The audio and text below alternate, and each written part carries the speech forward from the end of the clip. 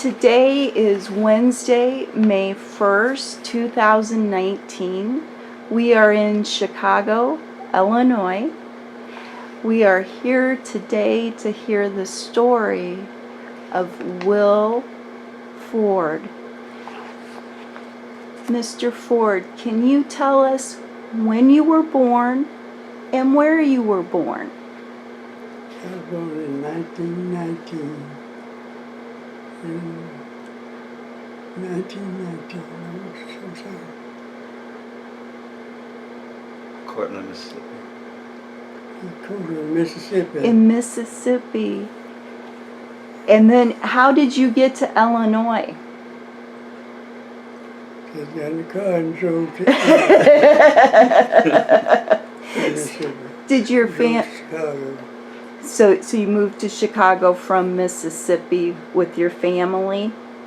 No, I was alone with me and my brother and sister. Okay. So you had a brother and sister. Right. Okay, great. And along with us today is also Mr. Ford's son. Do you want to introduce yourself, Ed? I'm Ed, and one of the three other older siblings. I'm like the fourth.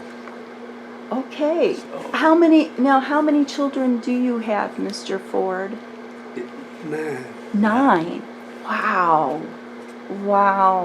Well, it is an honor to get to spend some time today with you and learn and hear your story of when you were in the Army during World War II.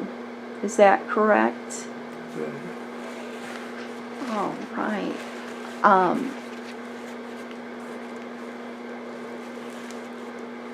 So you served in the Army. Do you remember from what years, the year you enlisted and the year you left the Army? Mississippi. When I entered the Yeah, when you entered, entered the 1942. 1942. And then when did you get out? 1945. 45. So now you were in the Army. Did you enlist or were you drafted? But just, I got a letter from the government. You did.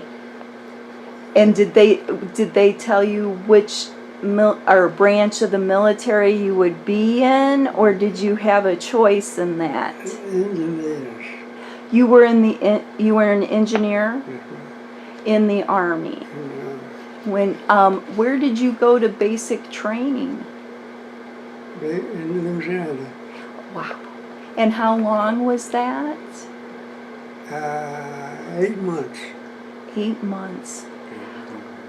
Do you remember during those 8 months, is there a memory or something that really stands out that you can remember from as you were going through basic training? Yes, we was in the Army and I had to go out to water. I had to walk in the rivers and at night, and I'm out scout for the Army. And I had to walk in the river at dark and just walking the things out too much I can remember there. But we had a nice time, but it was dangerous. It sounds like it. So, Walking in the water at night, snakes and whatever. oh my gosh. Louisiana's. And that was just during basic training. Basic training. So, you during your basic training, you were in Louisiana. Of course, you were probably taught how to shoot a gun, but you were being trained to be an engineer also at that time, or did they train you to do something special when you got overseas? or was it just to be a soldier? I was but the two, you know, corporal, that's where I went. And I was trained to issue clothes to take to my men. And I was I was engineer, and I had to sharpen tools and Okay. ready to do something, you know, caulk shoes, I guess it's shoes. Shoot. Any kind of work like that. So it was taking care of equipment Right. And Right. and issuing out shoes and taking the shoes and stuff. oh wow. Giving them the supplies. They taught me how to be in a, what you say, working in the shoe shop. I used to Working close shoe- to my men. Just ordinary work like that is. Yeah, because shoes are so important. I mean, we take it for granted, I think, you know, because we can just go and get shoes. But during the wartime, you know, the materials to make my shoes were rare or could be hard to get. And you needed that to get through the water or do whatever Right. it is you needed to do. So from Louisiana, where did you go next? Where did the Army send you? What was the next place you went? When I was trained, now, let me see, I can tell you this. They sent me overseas from 42. No, it was a little later than that. But I got on the train and went to Louisiana train, and they said, put me on the train and sent me right on overseas in 43.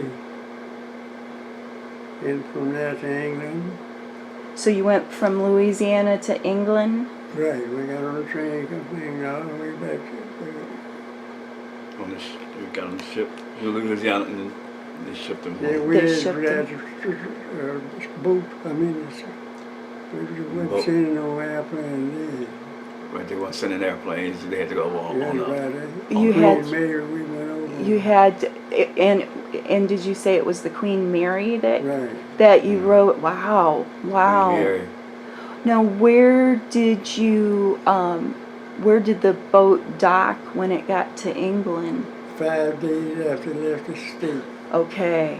Okay, and then so did they take you into London, or did you go down further south in England? They put us on the train and they sent us through to England, from England to France. Oh my gosh. And my dad was telling me that when they were going up on the Queen Mary, I remember this. It was kind of funny that the sharks were following the Oh my boat gosh. when they would throw the food over that was spoiled or whatever. They said the sharks were following the boats. Yeah, they didn't allow us to put nothing in the water. They drove over and just following the ship, you know. They were- wanted to throw something in there for us to eat. Oh my They goodness. were following the ship to see what they were going to throw in for them to eat. Oh my gosh. Followed by sharks. Oh. And the big thing was the whale, The whales. they was following too. And there's this big, with them big eyes, they sat there looking at you. They had the ship, they had the water right there, and everything walking right beside us. Right beside Red them. big eyes, and looking at us. Big, You don't give them nothing, they'll shoot up in there, go, Oh my quick gosh. fight, and they come back again. Holy cow. But those other things was the shark. sharks and the whales and Yeah, the the dogs. shark was they were fast. They was right by. Wow. It looked like a good. It's a gang of them behind the ship. Oh my gosh. Gang of Had you ever seen sharks or whales prior to that your trip on the Queen Mary? That was a ship Yeah. 12 stories high. Wow. Wow. We got a chance to watch them making ships, you know, here, and it had to put the ship on there while it could slide in the water when it gets big. Did Can we use this one? so you were saying that the Queen Mary was 12 stories high. Right? Wow. And then in addition to being on the Queen Mary, you also saw how some of the ships were being built from where In the water. in the water from where you Thank you. U-2 from Germany. They hit our ship one time. They hit it 7 times or something. so German U-2. so you did see a German U-2? Hmm? You saw a German vehicle or a German ship? Right. So wow. U-2. Wow. How old were you when you enlisted in the Army? How old were you? 20, I believe it. 25. 25. Wow. Did you ever think you'd ever see England? Did you ever think you would see England or have an experience like this in your lifetime, being 25 years old? Right, from France, we used a U-boat to go down Germany. Oh wow. So you went. So it's, right. And getting off the ship, it was a small ship, but when you got out of the water, you had to get in the water. Off the ship, you had to get in the water 7 feet, almost 7 feet deep, and you would be walking inland. And my friend would say he was running about like here, and I'm running about here. And all that was, I was looking at him when he vanished. I didn't see nothing. He had done vanished. And he stepped on the mine and killed him, you know, that time. And then we had to cross the wire fence, and they had a machine gun on this end, machine gun on this end. And you crossing that wire, you had to be careful because they're shooting at you up the east side coming up that line. And the next day, they let us stay in the bushes and sit down and rest. And that next day, well, the next day when we had to go back while we got off the boat, and about 35 dead men there. I like this. And I had to sit with the dead all night to keep the possum and things from getting at them. And one night I was sitting there listening while they were all dead, I thought. But one man was grown, and you know, he's supposed to be in the dead. And I walked out and looked at him, his shoulder was off, blowed off, but he was still living. He was still living. He thought he was dead, didn't fall dead. I wrote. Mm-hmm. Yeah, that was one of the stories he told me that I didn't forget that I wrote down. And that night we had to go to non-com peepers. And there's a young German guy, one more 12. And me and another guy was out there guarding other people to dead. And a 12-year-old German come out there, he wanted to shoot us, you know. And I was behind a tree. He was shooting at me, and the bark was flying out the tree. But I didn't want to kill nobody, no, at all. I made it through the army, didn't kill nobody. But it was real scary. And just to show you this, they had tombstone crosses for all those dead men that had a yellow thing dug a big hole, put all 25 of them in a hole, covered them up. They never will know who was there, what, because they didn't have no dog tags on them, and they had to just put them in a hole somewhere. In the cemetery, they had the numbers and thing on the tombstone, but the people don't nobody know what those people were. Wow. Mr. Ford just told us about when he was in France and they were being shot at and there were dead soldiers around him, and how they had to bury those soldiers. And the question I asked was, were you afraid when you were being shot at or to be out there? See, like the Germans had bunkers, and they had guns pointing through them bunkers at us crossing. And we was falling dead everywhere, because the Germans had the bunker, and then they had a city up under the ground where they had guns and all that kind of stuff, and they keep the road from, you can see it in the road, they had bushes over there, our trucks had to go over the bush where you couldn't see the tracks. But we finally we all got all the kids, just got rid of all of them. And when we had to go follow them, they had bomb all the bridges. And we had to build a pontoon bridge, as it was called, on right beside that, them planks and thing, for our trucks to go through, because the bridges were bombed out.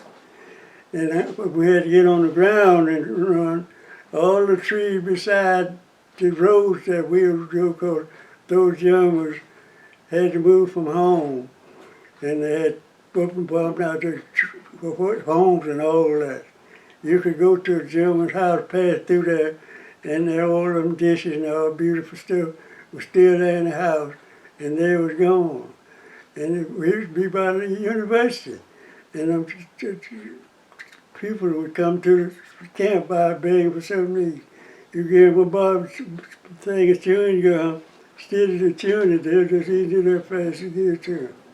And there was the drummers and the family in the wagon with a mule or something pulling it, and a sack of spuds hanging on the side. And you could see people walking down the street.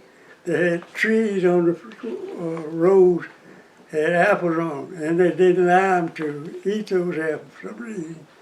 And when them big trucks would run through there and knock them off the tree, you talking about it wasn't just a jam, it was just one apple.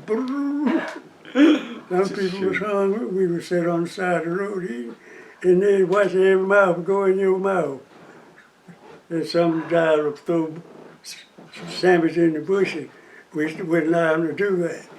If they don't give them a sandwich, just leave them alone. You don't have them running up there. It was awful. I was so glad that didn't get to this country. Wow. You know, we don't understand. Right. War, yeah. The war people and the survivors didn't have nothing to eat, and Right. Wow. That was the main thing for them. Eat. Wow. Some of the soldiers would go past the house and see them saying there was nothing to eat. So they would give them their sandwich and stuff like that. And they'd be crying and eat. Now, just so we're still in France, Germany when this is happening. Is that where you were stationed the majority of the time during World War II? Was it over in Germany, fighting on?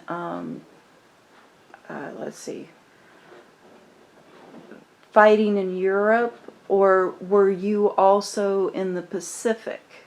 No. When we got back here, they didn't call the war in the Pacific. It was 15 days we will have to go to the Pacific. You did. So you had to go to. So you were both in Europe during World War II, Europe and the war was over while we were coming from England. Right. Back here, we're gonna stay Right. 15 days and then go to the Pacific. go. But, you know, Okay. the radio there finished over there. That Okay. kept us from going. Yeah, Wow. 1944 over in London. Yeah, can you bring that up a little bit closer here, Ed? I'll put that up. It's we have a couple of photos here. Got it. The regular army, and then London That's London, in and then 1944. wow. And I'm probably gonna snap those photos. I'm gonna just Okay. put that right there. These are a couple. Now, one was 44, and it was that before they were going to be Shipped out. shipped out. Oh my gosh! And then this one here When he, I on the believe left. when he enlisted, there was this Wow, wow! His photos, army uniform. photos. Oh wow! This one before his family, and this one he was actually in. Oh London. my He's got London, gosh! 1944, when he was over in London. Wow, wow! What an amazing. All right, so we've got that on, these photos on of Mr. Ford. How old were you when these were taken? The photos, do you remember how old you were? Like, were you about 28 by this time? When this one was taken? Do you know? Well, when The London, we went to Pacific, yeah. About 26, 26, I was 24, about maybe 25 or 26. 25, 26. That's what I figured. I put it, let me see now. The London one. About 25, 26. Mm-hmm. I was real lucky. I got to go to London at least 3 or 4 times because I was serving this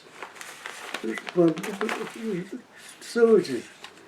I can fix saws and I can do plumbing, you know. Plumbing and everything. That time I had a pickup truck and I shot the saws and hammers and all that kind of stuff I learned how to do. And do a lot of whole things I didn't do till I got in there. So you really learned a lot of skills Right, when you were in the Out of way. and were those skills then after you got out that you used? Yeah. I guess to have 8 children you had to Oh yeah, I had to learn how to do that. that. Speaking kind of family and everything, did you your family back home, did you write them letters? Right. And My little money I made, I sent to my mother. okay, Because I had 16 brothers back there. 16. Sisters, brothers and sisters. Oh my! I mean, children, you know. Wow! My sister and brother, but 16 it was. Holy! So where did you fall in the birth order? You were the oldest Yes. of 16 children from that were by that time. Now, were they still in Mississippi or were they up here? Yeah, Mississippi. Still in Mississippi. Wow. Wow. So you knew how to be a leader That's right. before you ever. Now, what was your rank when you were in the Army? Did you, Corporal. Corporal. I'm trying to think what other things we. And this is Mother Ava Ford. Right. In that, what I'm gonna, yeah, let's get, we're gonna get the, now, was, On the Was- front, Oh, okay. Yeah, we put it right up here. A minute. So that Ava was your mother? Right, She was your mother. So she was the one you were writing to. right. Wow. This This one? right here. Oh my I think God. this is Okay. So this is kind of a hard one to see, but this Let's see. is Mr. Ford's mom, Ava, who was back while he was over in the war. Let's see if we'll try to put it like this, I think. There we go. While he was fighting over in Europe, she was back raising 15 other children. Did Right. you have any other brothers or sisters who were in the military during World War II, or were you the only one in your family I was the only one in this war. in the this war? war? In this one. In this one. So primarily you spent your time over in Europe. Like, I had sons and all, but they was in Vietnam. Okay, yes. Two young sons. Were so the younger of the 15 or the 16 of you was in another war in Vietnam.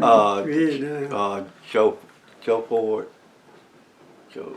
Yeah, Joe was. He always been, I couldn't understand him, see. He was about 13 or 14 years old when he left home and went to South in Chicago. No, yeah. I don't know, from then I don't know, he got killed up there. He got Killed. Oh Yeah. wow. So Oh no. he was the only one out there. He was in the army. He went to Vietnam thing, Right. Wow. and he went to the army. Got killed. Oh no. Yeah, Joe was. No, no. Yeah. Oh.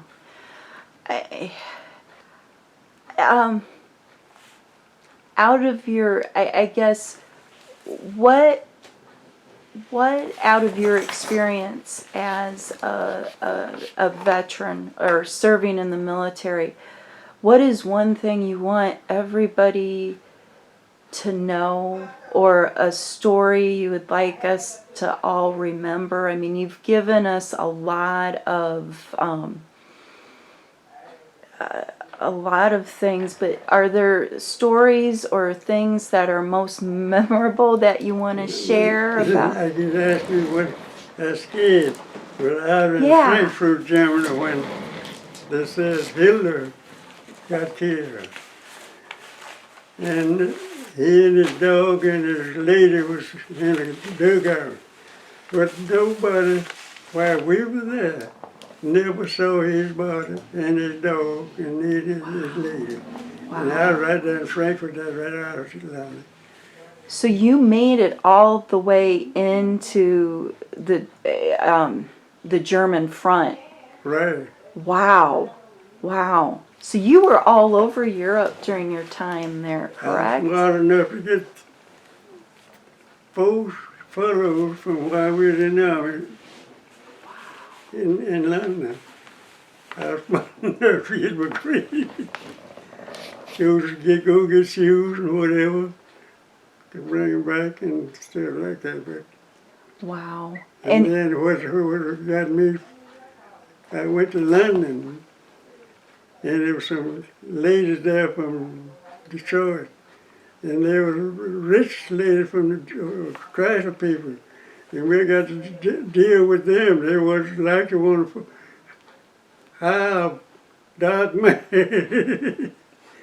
and get them by with stuff like that, you know. And what got me, the store you went to, there wasn't no door sliding open like that. They would all slide open. Wow. And it was glass, so you didn't see no wood. You just push them doors open and go where you want to go. But, oh wow. Now, did you have, did you make a lot of friends among your soldiers? Right. Your Never had no fight with no soldiers.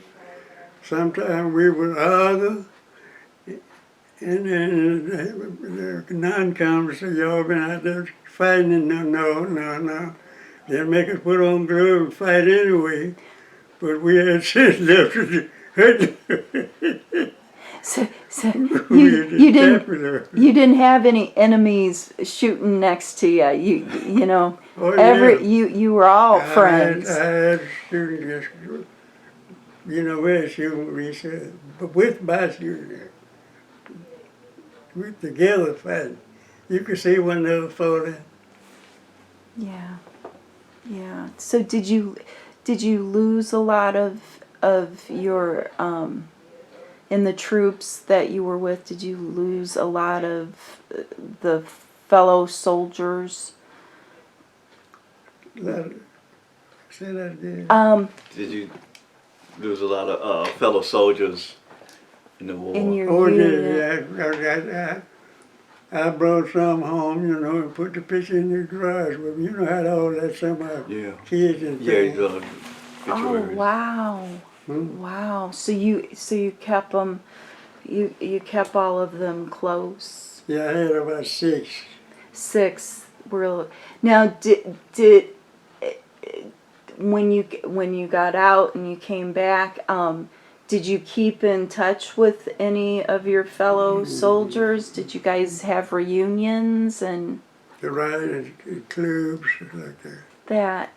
Now, one thing I neglected when we started our interview, how old are you now, Mr. Ford? 99. 99, almost 100 100. years old. His birthday is November 24th. Thank you for November 24th, 1919. 1919. So, you know, this interview is even more special because, you know, there aren't a lot of veterans from World War II. I mean, Right. you're becoming a rare treasure. So I mean, it's just amazing. The amount of courage that you demonstrated, I just, The amount of prayer that I was praying, Yeah, and you praying like, you know, it was a lot of. I said a prayer before I left home. I'm up on 11th. I'm at. I'll be 65 next year February, and I prayed. I said, I need you to hear me, Daddy. I really do, because he wasn't feeling well, and I told him I was gonna call him yesterday. I said, you know. I said, you went through a lot. I said, but if you could just get enough strength to let us do this interview to honor you. Yeah. And I prayed that I didn't pick up the phone physically and call. I was like, you got to pull through this. I said, we had our ups and downs, and like, but it balanced us off. It balances us out. And like I said, I know you got many stuff we gone through.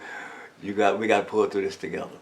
Yeah. And when I came over this morning, he was in good spirits. Yeah, you've been doing great, Mr. Ford, during the time. I noted Ed has a couple of newspapers that you saved from that time. What's that first one? This is when the Japanese bombed Pearl Harbor, Okay. December 7th, 1941. This is the actual. Wow. This is the original paper. And that's from Honolulu. The Honolulu Star Bulletin Extra. That's the original paper. This is the original. This is not no fake. This is the real deal. You see Wow. how brown and everything. And the next one is this one's kind of went through some things, but Chicago Daily Tribune. Wow. And it has U.S. and Japs at war. And you can tell this is the original because they didn't use too much colored ink. This Right. is not, you know, Right. and it was 2 cents a copy. This is the final. So this is the actual paper when he went in. This is Monday, December 8th, Wow. 1941.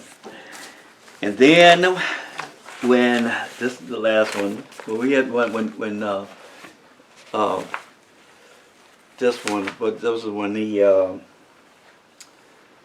this was before he came home. President Roosevelt Oh, wow. had died, Wow. and I believe Truman took over. Yeah, yeah, Roosevelt. Truman Yeah. took over, yes. Right when Roosevelt died on April 13th, 1945. I was standing in France when he died. He was Wow. in France when he died. Do you remember what you were doing when you heard the news? But we were when we heard the news, we were in France, and we wasn't just because he was sick. We wasn't doing that. We were just doing something for his death and stuff like that. We had to stand in attention for about 30 minutes, and it was so hot there too. So a gang of men stand there. Yeah, why you see somebody fall? It just got too hot. Oh my He gosh. stood there 30 minutes like So- it was so hot. And it was so it was hot in France. Hot. Wow. I don't know, for whatever reason, I always think France being more Got chilly. chilly. Yeah, I did too. Like, But it was We hot in that hot day. France. Wow. Standing in Wow. attention when he died. Wow. But like I said, at least 6 fellas fell unconscious. You know, he got too hot standing. Oh my god. Had attention. Wow. But another thing I didn't Yeah. see, but I saw when it was walking, and y'all heard about them thing where they burn up people. Yeah. Hitler had a great big old barn that wouldn't burn. I don't know how that stuff was. He had grown people, babies, children, all that. Till When he that was, thing got full, they put all up in there and closed the door and then shut the fire. But all them babies. I know you read about something like that. The concent- right, The the concert, like when they would, concentration camps and right, when they things. would cremate them, would Yeah, burn right. them, Cremated, no, them people. burn them. All them, we would, Men, women, and yeah, children. Rabbi went for sure. Wow. His enemy, I forgot who it was. But this Wow. is a Japanese loaf of rag. Yeah, how did you get those? This is actually Japanese. Oh my I gosh. like it's one of their little weapon, little saber things, little charge things. Yeah. It's kind of You see those in the movies. right. And I think if they didn't fulfill what they were supposed to be done, Yeah. these are one of the things that they took and they would commit the Harry Carrier commit Yeah, commit it's suicide. suicide. Yeah. So, and this is a little Japanese teapot thing. Wow. The last, when Dad was coming home, this is the paper that, I wasn't even thought of then. It was before my time. This is the paper Wednesday, August 15th, 1945, Oh my gosh. saying the war is over. Over. The original paper, Wow. the ink, this because they didn't use very much ink. It was very, No. they had to really do this paper up and like the cartoon here. So it was very little, they do things the old fashioned way with like put every little Right. thing in. So this is the Chicago Daily Tribune home edition, and I think it went up to, how much money was this? I think it was like, can't find it, but it was on Fort Dearborn. It was like 26 pages, 3 cents. It's right in front of my Wow. When papers were 3 cents, it's still $1.50. Oh my gosh. 3 cents for Chicago Daily Tribune. Chicago Daily Tribune has since gone out of business, and so that's basically about it. I remember that well. Because Chicago Tribune, we had Chicago Tribune sometimes. And, You said that there's war back there then. yeah. You know, they had a dog guy doing a lot of work shooting in that, when you talk to, I just forgot what you used to war back there then. Well, right. Way back there. So, and to honor, me and old man, my little brother, he's served in a Special Air Force Wow. unit, and we can only be contacting him very special, and Red Cross has to contact him. He's in some part of Colorado, but Tony Leon Ford served, and he trains the guards. He comes here in Springfield. He goes down to Springfield and served. The next to the last little brother, Reginald Yeah, Lemia, yeah. he was in the Army. He was sergeant, and when they were little boys, I didn't ever think they were going. They had model toys, like their model wheels, like ships and tanks. And Tony especially, like a big model thing. But I never thought they were going to join in the Army, in the Air Force. And like being a mother, like, in a sense, I love all of them. Yeah. But Tony was born on Mother's Day, Oh, wow. which shocked me and him. I was the oldest at home at the time. The other brothers and sisters were away at school in the South. And so Tony came on Mother's Day, a month early. Ah, yes. And so this was number 9. And so my mother, like, we were at 61st and Green, and my mother made a little bed and everything. Surprising enough to get to the change. Daddy comes in, he was shaking me in the mouth. Wake up, your mama having a baby. Like, what are you talking about? And like, he was like, so your mama having a baby. I'm like, no, she's not having until June. And like, Wow. and then Mom on the floor, she made it like, and she had used a bottle of NyQuil. NyQuil was very strong in 1970, 1970. Wow. You know, what I prayed for is all of my children be here when I'm gone. And then look at you, all of you still here. You're still here. Yeah. And so this what happened. So he runs down. He runs down to Inglewood Hospital. Inglewood Hospital was like a block away. I kneel beside Mama, kneel down. Mama didn't break my arms when she squeezed Tony out. She had my arm like that, and she didn't know, like, I was like, this woman gonna break my arms. And like I heard these little stories, I was like, but by this time Daddy went down to Inglewood Hospital down on 60th and Green. Yeah. And got my aunt and the doctor.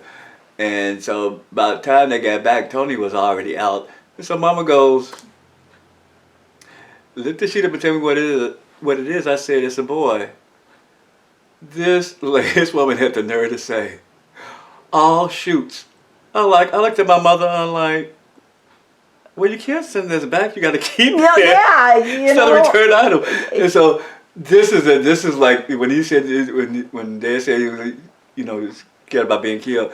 This was, I wasn't afraid of looking at Tony. I saw Tony before Mama saw Tony. Ah, okay. But then Mama told me to pick Tony up and put him in a little basket that she made. And like, I was just getting ready to say no. I wasn't touching it. And then and here come Dad and the doctor and my Aunt Pearl to the door. And so the doctor told my mother to tell me to leave out of the room. And that was that. So like, Tony's very special. Tony said, you'll tell a story when I'm 90 years old, yeah, I say yes. When I'm 120, I'm still there. But he saved the day again by walking right through the door because Mama wanted me to pick Tony up. Right. With everything attached to him and put him in the bed. I was like, I've seen my guy like, I was like, he was little. He wasn't that little, but he was little. Littler than... But But both Reggie and Carl Reggie read Army, and Tony's got so many special Isn't that award amazing? medals for being in service from their dad. And he taught them how to cut grass and everything. What he gave me, you know, me and Tony, he told me one time, I slipped and cursed in front of him one day. He was sitting over there. Uh-oh. And I was like, oh, sir, I'm sorry. And he said, no. He said, you talk to me like a man like Tony talks to me. And this man, let me be brief. I've been doing this for 51 years, trolling batons. Really? Yes. And I didn't know that he had noticed me when I was like practicing the alley here when I was at That is home. so cool. And so like, anyway, I'm up there, the major channels have followed me because of him, because he said, he told me one time, now here's the greatest parades. I was contacted by Lakeside Pride Marching Band. I sometimes travel with them. I went to practice with them. They've taken me places. The important parades they've taken me, which is coming up on May 25th, is the Memorial Day Parade coming down State Street. Oh my gosh. Our Memorial Day Parade in Chicago is the oldest and largest and most important in the nation. Because it shows the other countries, our upcoming militaries like the Army, the Navy, and it shows all our tanks and our new equipment. So if you mess with the United States, this is what you have to contend with, like the Japanese and Germany and them had to do. So you see that in the International Live Memorial Day Parade. So I will be with them this year with our new mayor. That'll be her first parade. The other parade that I did on Memorial Day, actually on Memorial Day, is the Rose Hill Cemetery Parade up on Roseland near Ravenswood. Yes, yes. You should. They're decorated, celebrating their heroes, their war heroes. The flags are magnificent. And I told Alderman O'Connor, you know, he's not gonna be there this year because he was, you know, he didn't win the election. But I told Alderman O'Connor my dad. Yeah, World War yeah, II. yeah. And they do the whole thing. They do the Civil War. They shoot the cannons. Wow. They do the World War II. They do all the veterans. I did solo with the band, with part of the band on 2017. Wow. So Smile or No Smile, which I'm working on, do that. And like, it's all because of him. He told me when Mama had passed, my sister that you met, my older sister, Yes. my mother and them used to help me with the outfits for the little girls to be in the Bud Billiken and Inglewood Back to School Parade. And so when I found out that the downtown Memorial Day Parade was international live, the first year I was nothing pretty. When I found out I was coming down State Street, I never came down State Street, so I got really plastered. And I was hoping God was gonna make it rain, but it didn't rain. So I had to come down there and like did good till I got in front of Macy's and I threw one of the batons in my missed. But the next year, this man took over. He had already taken over with Mom. It'll be 13 years for Mom this year, June 14th. And so I told myself I'm being in the parade. He said, and this is exact words. He said, "Don't you mess up with them sticks." He said, "Don't you mess up with the sticks." And like when I saw ABC camera, when I saw the floodlight, Wow. I remember what he said. And when I threw the baton up, you know that I caught it. Because he said, "Don't mess up with these sticks." And it was like, one of the neighbors challenged me one time when I was coming over. And he was, I didn't know he was watching at the door. The neighbor said, "Do you do those or you just whatever?" And so I had to show up and like, this was a funny one too. And so I did the thing out there and like, and I let my signature screen like the soldiers, whoo! And like, Wow. my daddy said, he said, "I watched you." He said, "You scared me." you were doing two of them. You're like, "Man." He said, "You didn't mess up when I was." I said, "You were watching it." He just broke out laughing. So like, but. So you'll be watching from here at home, won't ya? Yeah. So Wow. he said, you know, Bud Billiken has, I said I wasn't going to do it this year, I was just going to do the disability pride parade because I'm a special need uncle. And, but Bud Billiken is all contacted. But now this man encouraged me, he said, he kind of firmly but lovingly said, don't mess up with them sticks. And So you know, don't I mess think with the he's stick. about ready to tell you again Yes, don't mess that with- you're not gonna, you don't mess up with those sticks. I mean, wow. So you know, that's For a the veterans. that's a great tribute, Ed. You know, you do those parades because you want to honor your father and honor our heroes. And the heroes, the soldiers, and everything. So like, even though there's one, Okay, don't take on all the other. all right, it's one You that get the what had comment, a, don't nobody understand right. what you're saying. but it's one that they're trying to spoil it. But like, I'm overlooking him, thinking about the veterans, Yeah. and so I'm coming down State Street, and hopefully he'll be watching when I come down State He Street, will. International Live, He Major will. League Bill. And that's He- it. Oh, Yeah, it's real nice. Anytime you need your leg up, And we- y'all